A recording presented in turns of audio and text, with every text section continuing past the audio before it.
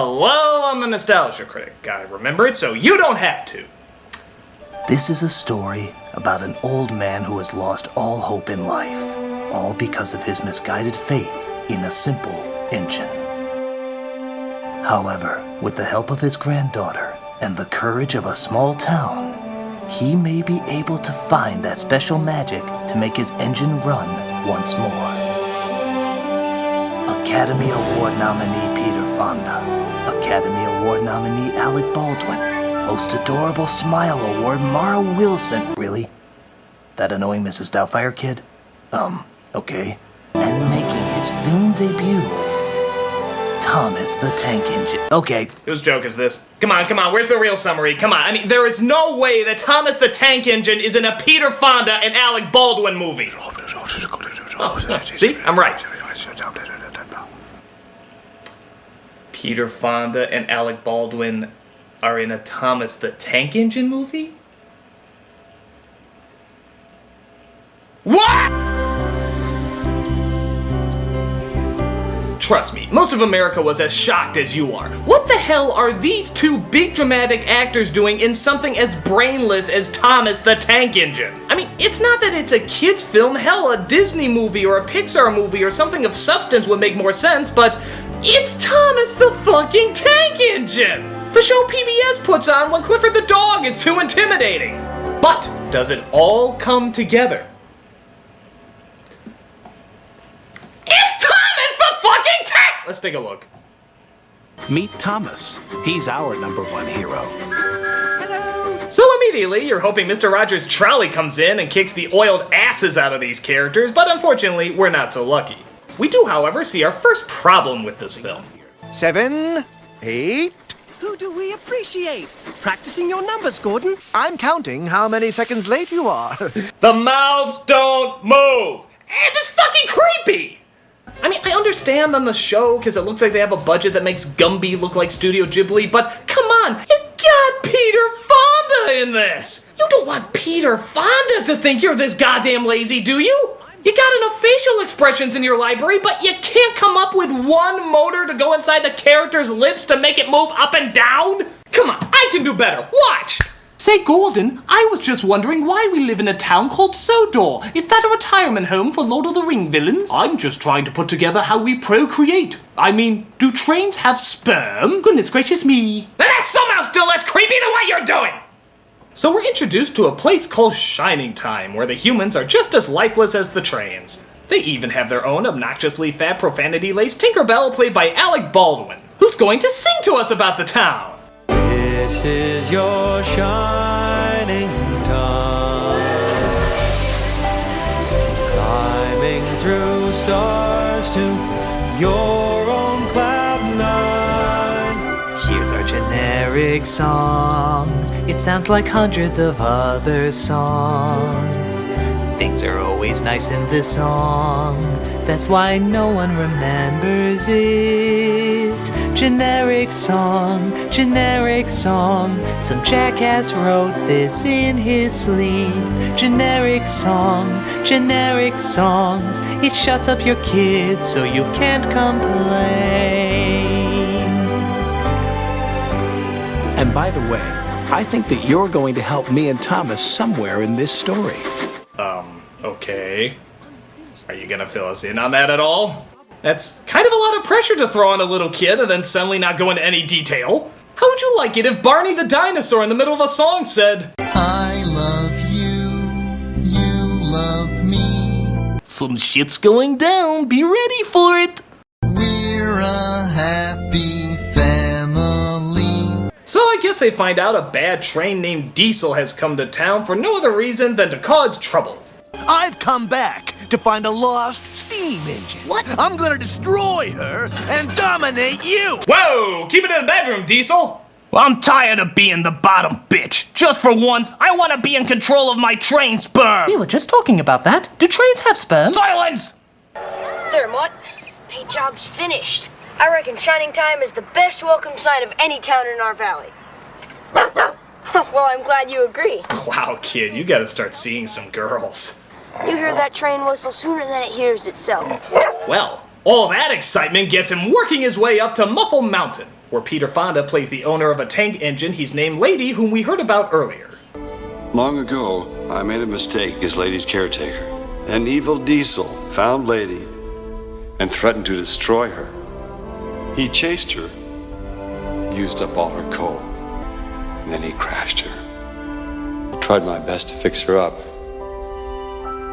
but I've never been able to make up for the mistake I made. Okay, Peter, I'm just gonna tell you right now, you're trying way too hard here. This isn't Yuli's Gold, it's Thomas the fucking tank engine! I don't usually say this, but you'd understand if you don't put your all into it. I mean, why can't you be more like... It is a very important day. Well, maybe not like this. Yes, if Peter Fonda is too miserable in this movie, then Alec Baldwin is far too happy. He plays Mr. Conductor. Think Bob the Builder's lobotomized grandpa and you'll have a pretty good idea what he's like. Stacy, where did you find this painting? In an old locker. No, lady. The proper response is, ah! Demon, demon, ah! This place looks like the island of Sodor, but how would Burnett Stone travel there without gold dust? I guess he travels back and forth between Shining Time and Sodor, and that's why people aren't pissing themselves with terror whenever he arrives. But what's so weird about it is that there's nothing really magical about Sodor except for the fact that the trains talk. Wouldn't it make more sense just to have it all take place in one world? Why not just have a world where trains talk and that's it? Why have the real world in it at all? Hey, would you like to go to the magical land of Corridor? I sure would! Looks just like the real world. What's so magical about it? Well, that mask over there can smell garlic chicken spring rolls.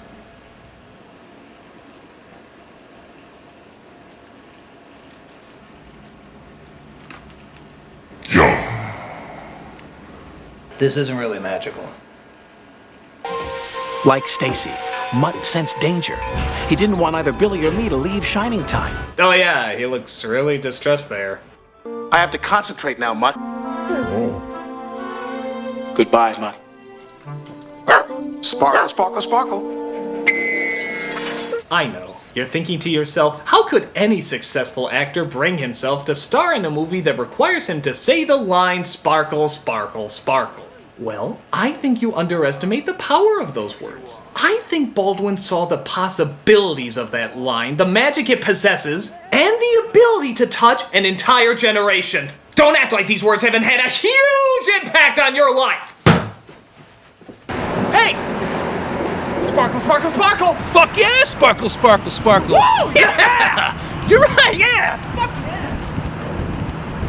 yeah! Meanwhile, we see Fonda continuing to mope. Get used to this, folks. There's a lot of it. The man with the sparkle told me one day one of his family would return. But until then, to guard her well, young Burnett. But I didn't guard you well.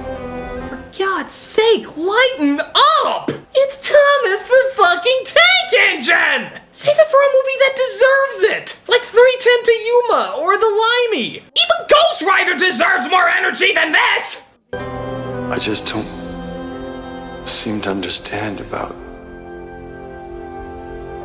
magic anymore. Okay, we're going to break while I get someone to clearly show him how not to give a shit in a performance. Yes, sir. Yes, give me the girl from the remake of Miracle on 34th Street. Oh, by the way, sir. Huh? Sparkle, sparkle, sparkle. Fuck yeah! Sparkle, sparkle, sparkle! Ah! Here we go, Fonda. This is the proper performance to give in this movie. Mara Wilson, clearly going through puberty, clearly at the age where she's embarrassed to be seen in this piece of crap, and clearly just doing this to pay off her future student loans. Watch this performance and tell me if at any moment she looks invested. Grandpa's been so sad since Grandma Tasha died. Did you get his present? Here. I'm making him a friendship bracelet. Awkward expression. Honey, that's beautiful. Don't know how or where to look. But I'd rather just stay here with you. No commitment whatsoever. I know. Come here. Give the same uncomfortable hug you'd give a Chuck E. Cheese animatronic.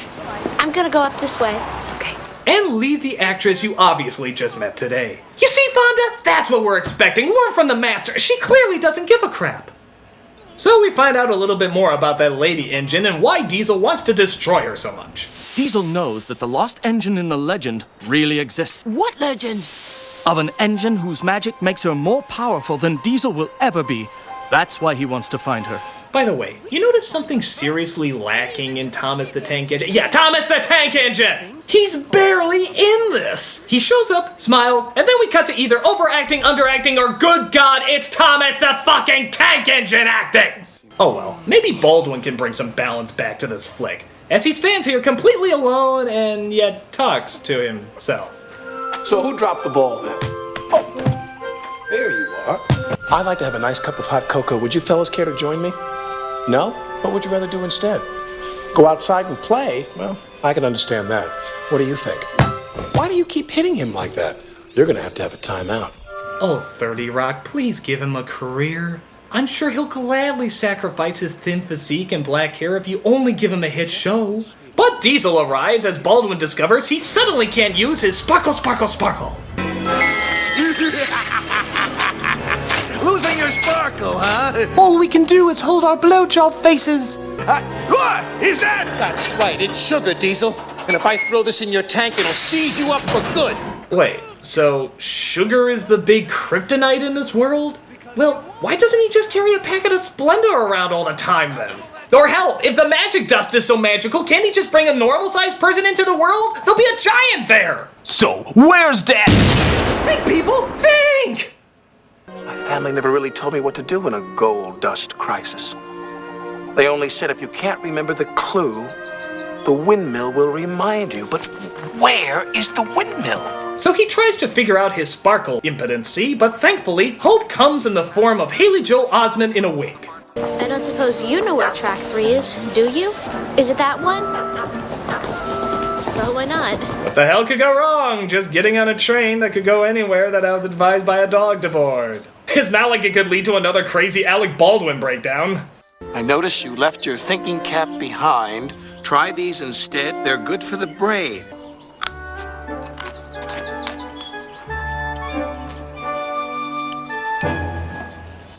Plain. Drain. Mountain. Fountain. That might be something. I think I'll try the celery. No, you need to try the antipsychotics, honey. Sausage. Bicycle. Toothpaste. Beach. Beach. Beach. That's it. That's it. Okay, I have no idea what that scene was about. I am now totally convinced that Alec Baldwin went nuts and they just shot a movie around it. Hell, maybe it was supposed to be about a grandfather, his granddaughter, and a train. But Baldwin just started shouting gold dust and sparkle, sparkle, sparkle, and they had to make a kids movie out of it. This is sadly starting to make sense. Now he's talking to flowers. It's all good. In this world, a mental breakdown is totally understandable, but not always acceptable. Just look at how he reacted when Percy came in late. I'm gonna let you know just how disappointed in you I am, and how angry I am with you that you've done this to me again. You are a rude, thoughtless little pig, and I'm gonna straighten your ass out. Don't piss off, Mr. Conductor. So Mara comes across Mr. Conductor's son named Junior. And in answer to your question, I have no idea why he's Scottish. But really, if that's the biggest concern in this movie, you're in a good place. Hiya. Who are you? I'm Lily. Who are you? See you, Junior. I'm totally stoned, so none of this surprises me. See you, Lily. Well, that was pointless. So she's picked up and driven to her grandpa's place, where they form an immediate connection by him poking the fireplace and her going straight to sleep. It's the human bonding that makes this film work, folks. But Diesel finds Mr. Conductor and threatens to throw him off a bridge. 10, 9, 8, 7, 6. Normally I'd say that's by accident, but it's Alec Baldwin. He knew what he was doing. 4, 3.